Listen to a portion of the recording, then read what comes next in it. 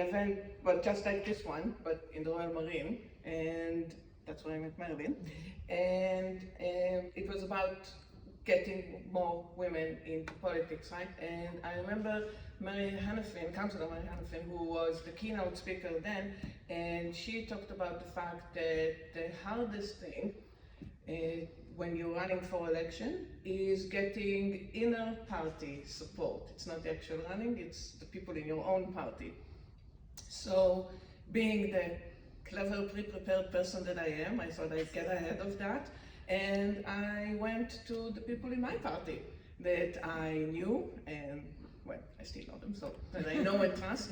And they've known me for years now, they know me very well, so I asked for their support and advice. And well, mostly they said that my accent and my heritage and the way I look are, how do I say it politely, not ideal. However, they're really, really happy to support me if I change those. So I think everyone who gets to meet me gets to learn two things very, very quickly. The first is that I have a severe addiction to chocolate and Candy Crush. And the second is that I have an even greater aversion to being told what I can and cannot do. So, nice to meet you all. My name is Orly Dagani. I'm originally from Israel, a place I left over 14 years ago, together with my family. We lived in Gibraltar, then London, then Berlin, then Malta, then Galway. Then we moved here to Dun Laoghaire a bit over 4 years ago. I have a small business together with my husband, who's there in charge of filming. And I have two amazing boys. One just started in UCD, and the other who has a disability and special needs and is studying in Kabintili Community School. Well, I rent, I don't own a car, I love baking, and I'm running for the next local election. And when Marilyn asked me to speak today about how it is to run as a woman and a migrant woman at that, I said yes, obviously, that's why I'm here. And I figured I'd make it into a fun 10 minutes filled with funny anecdotes and stand here and tell you that it's all grand. But then, a few days ago, I was told that, I shouldn't get upset when people I know say that we shouldn't give immigrants any rights. Because, they're not talking about me. After all, I'm a good immigrant. Then I was told that you can tell by my attitude that I will never be able to win a seat. And that, if I take to heart some very cruel and very personal, racist and misogynistic remarks, then it just goes to show, what everybody knew to begin with, that I'm not cut out for this. To be fair to all the people who said that they did say it in the Irish way, so it was really polite, but it was still very clear what they meant, and they made my decision about what to say today a little bit harder. Now, as I said, we moved around quite a bit, and we were never looking for a home. We were very happy, being visitors and not residents anywhere, and moving around and all of that. But then in 2016, after we left Berlin, we were quite stuck. We never intended to go back to Israel. It was still never an option. But we were also not ready to move to a new place and start a whole house, school, bureaucracy, endless forms. So we just packed everything, took the kids, 4 suitcases, and went on a cross-Europe trip. This was the first time we came to Ireland. And that was the first time in our long, long journey that we actually picked a place and decided this is where we want to live. Now it took us a little bit longer, I won't lie, and we did move around quite before, but we made it, we're here. And Ireland welcomed us with open arms and gave us a home. So we settled down, we found a place to live, wasn't easy, put the kids in school, opened our business, which is around helping people restart their career, build their small businesses, basically find their place in the world. And it never crossed my mind to go into politics, right? What thinks about that? But then COVID came, and it reminded me of two things. First one was how much power the government and the local authority have over our daily lives. And the second one was the importance of communities. So the day the government, was the summer of 2020, and the government decided to, go on hold. Why not? And I decided at that same morning, when I read that everybody went on holiday, except us, because we were stuck at home, that I don't want to sit and complain anymore. Well, don't get me wrong, I still sit and complain, obviously, like favorite thing to do, isn't it? But that was when I joined my party, and I created a community in the place, in the apartment block where we live. Together with my husband, we helped numerous businesses in Dun Laoghaire survive COVID, and with the party, we collected and donated laptops for school kids around Dun Laoghaire. And when the time came to decide to run, I put my hand up because I think it's the corniest reason out there, but I wanted to help more people. I wanted a bigger platform, more opportunities, more ability to do what I love to do, which is helping people. And the only way to do it is get a seat right here. So I decided to run. Now, I don't know how it is for other people who decide to run, but when I decided, I had a list. Now, it wasn't a list of achievements, God forbid, or a list of what I want to achieve, or a list of what I want to tell people when I meet them at the doors. No, that would be too easy. No, I had a list of things that worried me about running. First thing is that you need to go buy new clothes, because events. The second was that I don't do very well with organizations and authorities, as we've established, which made it a little harder. But the main ones was that I am terrible at remembering street names. Now, we lived in 6 countries. I know about, I think less. The kids laughed at me so hard when I said it, because they said it's not even 10 street names. Because I wanted to say I know 10 street names. And they said, no, you don't. Give me one. I don't know any. And so whenever somebody says, you know that street, I say, yes, great street. But, I don't.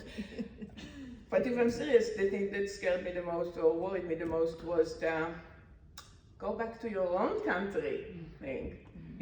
Whenever an immigrant says, we need to change that, or we can do better, or we can do different, the immediate automatic response is, you have complaints. You are not happy here. Go back to your own country. The thing is, it made the question, so why are you running, a lot harder for me to answer. And how can I say that there are things in Dun Laoghaire that we should change or do better or do differently and still be considered a good immigrant? Well, I can tell you the street names thing was a lot easier to solve. First of all, because I now walk and knock on every street in Dun Laoghaire. You'll see me probably in a few days or weeks.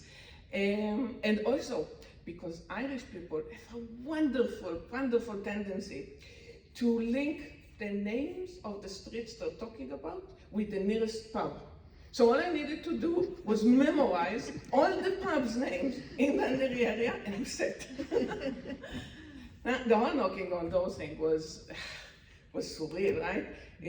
I mean, we were here last time, so I knew how it felt to be on the other side of the door, but being on this side and walking and knocking on strangers' doors, that was a bit weird. And when I told people about it, I told friends who live in the States, and they all said the same thing, be careful you don't get shot.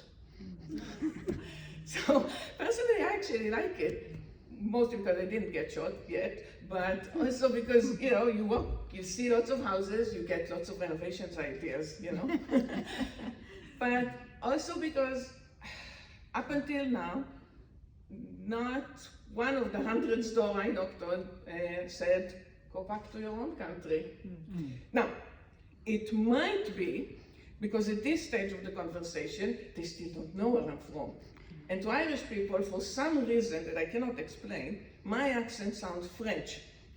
And who's gonna send you back to France, But it also might be that all the worries I had in my head about, people saying, you haven't lived here long enough to earn the right to an opinion, you're not really welcome, you don't belong here. Well, they might have just been in my head. But still, lots of doors, lots of time, we'll see, maybe somebody will send me back to France, never know. Seriously though, I think when you're a woman and an immigrant woman running for elections, you need three things. A sense of humor, sensible shoes, oh my God, and inner peace. Because even though there are a lot more immigrants in Ireland these days, in every room I go into, especially the decision-making ones, I'm usually the only one. I mean, we don't have a woman, an immigrant woman. We have women councillors in Dun Laoghaire, right? But we don't have an immigrant woman councillor in Dun Laoghaire. So few all over Ireland, so few even try to run. And people, even when they have the best intentions at heart, they don't know how to react, how to support, how to help us. I mean, I'll give you an example, right? So, well, as I said, I'm from Israel, and as everybody knows, there's a war going on in Israel. And when the war started, I was terrified. I was terrified to go out and knock on strangers' doors, and I was worried about a violent reaction. So for a few good weeks, I actually didn't leave the house at all. But I went to the people in my party and I told them that and tried to explain. And they all unanimously told me that they don't see a problem. I actually am the problem. It's all me. And yeah, and when the next person, when I knock on the door and the next person asked me, so where are you from? I should just say, Dun Laoghaire, what's the problem? I said, sure, yeah, because when I knock on the door and say, hello, my name is Orly, and I'm running in the next local election, the answer they're expecting is, oh yeah, right next to the dart station behind the Milano restaurant, that's where I'm from. But I have to give it to the people of Dun Laoghaire though. They always ask it as the last question, and they have very creative ways of doing it. They all, my personal favorite is, excuse me, I don't know if I'm allowed to say that, but you don't sound Irish. Followed by total silence. To which I always reply, me? Really? I don't sound Irish? Nah, everybody, and it's, everybody wants to know where you're really from.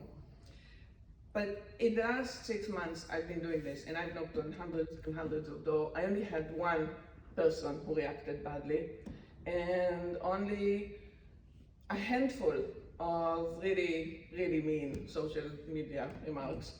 But I did have quite a bit of people who I know and respected in the political world who reacted quite badly when they learned where I'm from originally. And that made me, for a bit there, question my decision to run. Yeah, I'm finishing. This is my last. I want to make sure we leave time for questions. Yeah. But so the thing is, what I did instead of quitting was eat a lot of cake, obviously. But what I really did was I put on my shoes and I went to knock on some more doors, because it is not about the place or the space that other people give us. It is about the one that we choose, that we decide, that we deserve. And because when I knocked on these doors this week alone, I spoke to a 78-year-old woman who felt invisible and insulted by the system. A man who lives in the same bedroom as 5 other people and can't get anybody to help him. A woman whose daughter got sent to unsuitable accommodation. A group of women who just want to work here, and the system keeps putting more and more hurdles in their ways. A man who can't get the factory behind his house to comply with the law, and a lot of people who just felt invisible. And they all looked at me when we talked and they said, thank you for listening to us. So I just want to do the same and say thank you very much to all of you for listening to my story.